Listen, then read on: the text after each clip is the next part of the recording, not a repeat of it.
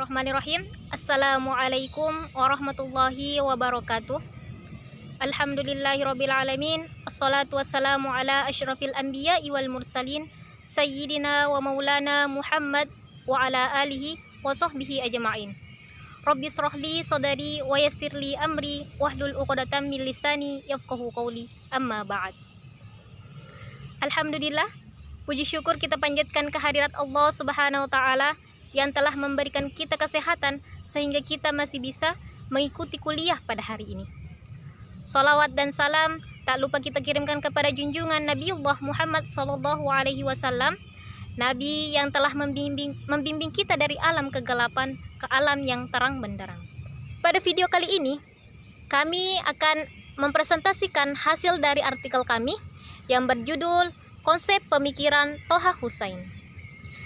Terlebih dahulu, saya akan memperkenalkan nama-nama anggota kelompok, yaitu yang pertama saya sendiri atas nama Nurul Fadilah dengan NIM 30300119058. Dan yang kedua adalah Revika Reski Amelia dengan NIM 30300119107. Baiklah, langsung saja kita masuk ke pembahasan pertama. Ada pepatah yang sangat familiar di telinga kita, yaitu tak kenal maka tak sayang. Oleh karena itu, sebelum kita masuk kepada pemikiran Thoha Hussein, alangkah baiknya kita mengetahui siapa sih itu Thoha Hussein. Jadi teman-teman, Thoha Hussein merupakan seorang pemikir modern liberal. Ia lahir pada tanggal 14 November 1889 di sebuah kota kecil bernama Magraga di dekat hilir Sungai Nil. Kemudian sejak usianya 2 tahun, dia sudah buta karena penyakit optalmian. Tapi meskipun ia buta, ia tetap bercita-cita untuk melanjutkan studinya. Karena di tradisi orang-orang Mesir, kebutaan bukanlah penghalang bagi mereka untuk melanjutkan pendidikan. Sebab sudah banyak contoh orang buta yang menjadi tokoh-tokoh penting di Mesir. Kemudian setelah Thoha Hussein mendapat beasiswa di Al-Azhar, ketika beliau masih berusia 13 tahun, tepatnya pada tahun 1902, dia meninggalkan Al-Azhar, pindah ke Universitas Kairo. Di universitas yang baru inilah ia mulai berkenalan dengan alam pikiran barat melalui beberapa orientalis yang menjadi guru besarnya, yakni Profesor Nalino, Profesor Eno Littmann, dan Profesor Santillana. Di samping itu, ia belajar bahasa Prancis, dan pada 1904 ia berhasil menyelesaikan studinya dengan gelar Doctor of Philosophy setelah mempertahankan disertasinya yang berjudul Zikra Abi al-Ala. Thoha Hussein mendapat kesempatan studi di Sorbonne University di Paris pada tahun 1914, dan di sini dia mengawini Suzanne Bressau pada tahun 1917 yang sangat mendukung suaminya dalam menuntut pengetahuan. Thoha Hussein berhasil mendapatkan gelar doktor yang kedua kalinya setelah mempertahankan disertasinya yang berjudul The Philosophy of Ibn Khaldun, Introduction and Criticism pada tahun 1918. Setelah menyelesaikan pendidikan di Paris, Thoha Hussein kembali ke Mesir dan ditunjuk menjadi dosen sejarah di Universitas Kairo pada tahun 1917. Di samping sebagai dosen, ia aktif menulis, bahkan pada tahun 1929 ia ditunjuk menjadi redaktur koran Al-Siyasat. Pada tahun 1930, ia menjadi dekan Fakultas Sastra di Universitas Kairo. Pada tahun 1942, ia pun menjadi rektor Universitas Iskandaria. Selanjutnya, pada tahun 1950 sampai 1952 menjadi Menteri Pendidikan, dan pada tahun 1973 ia pun meninggal dunia. Itulah tadi sedikit biografi tentang Thoha Hussein. Selanjutnya, tentang pemikiran beliau akan dijelaskan oleh teman saya, Saudari Revika. Selanjutnya adalah pemikiran Thoha Hussein. Gagasan sekularisasi yang dilontarkan di Mesir oleh Thoha Hussein cukup menghebohkan dan menimbulkan reaksi yang keras di kalangan ulama Mesir, terutama dari kalangan masyasyikh dan pemburu tradisionalis seperti Rashid Rida. Ide sekularisasi ini bahkan membahana ke seluruh penjuru dunia hingga ke Indonesia. Sebagian intelektual Islam mendukung terhadap ide sekularisasi di dunia Islam. Sebagian lainnya menolak dan menentangnya. Sekularisasi ialah pengakuan wewenang ilmu pengetahuan dan penerapannya dalam membina kehidupan duniawi. Dalam membumikan gagasannya, Taha Hussein menulis tentang ide sekularisasi di sejumlah koran maupun dalam bentuk buku, melalui lembaga pendidikan, serta ketika ia menjadi Menteri Pendidikan. Gagasan sekularisasi Taha Hussein berkaitan dengan kebudayaan, pendidikan, politik, dan agama.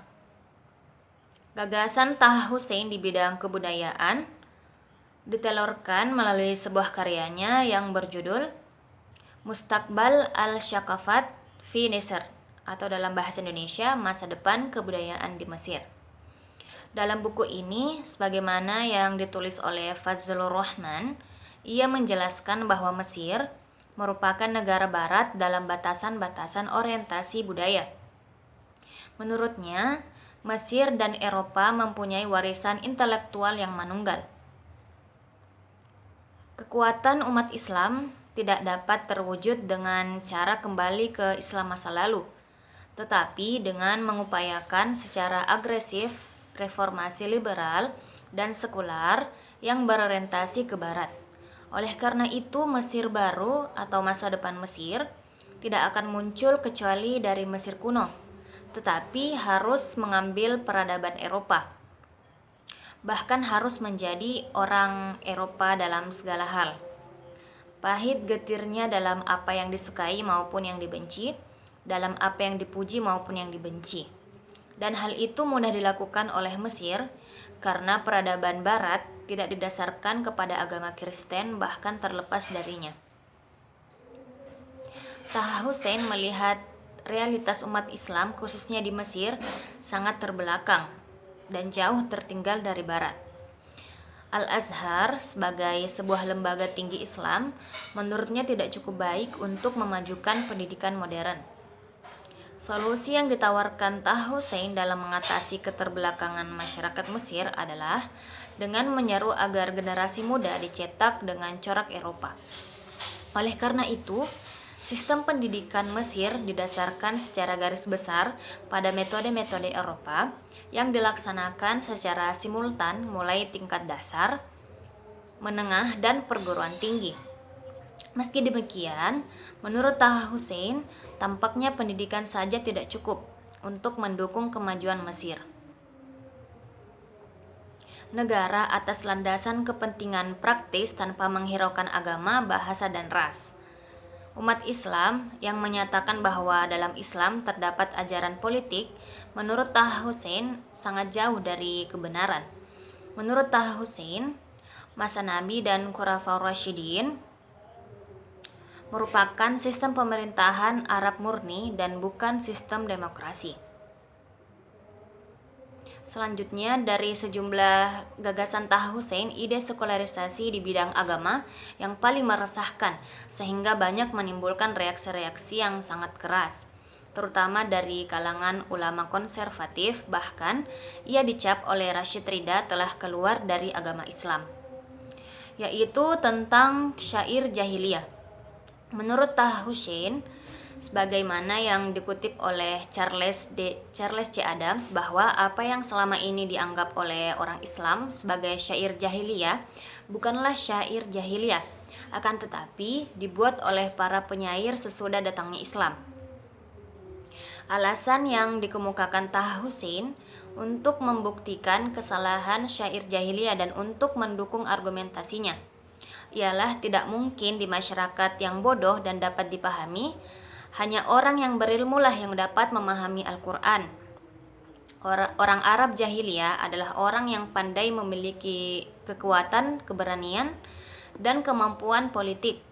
Tidak mungkin orang seperti Abu Bakar, Umar, Utsman, Ali, dan lainnya mencapai prestasi yang gemilang bila orang Arab sebelumnya tidak memiliki ilmu pengetahuan. Betul, orang Arab sebelum Islam menyembah berhala. Tapi mana bangsa lain yang tidak menyembah berhala dengan segala bentuknya?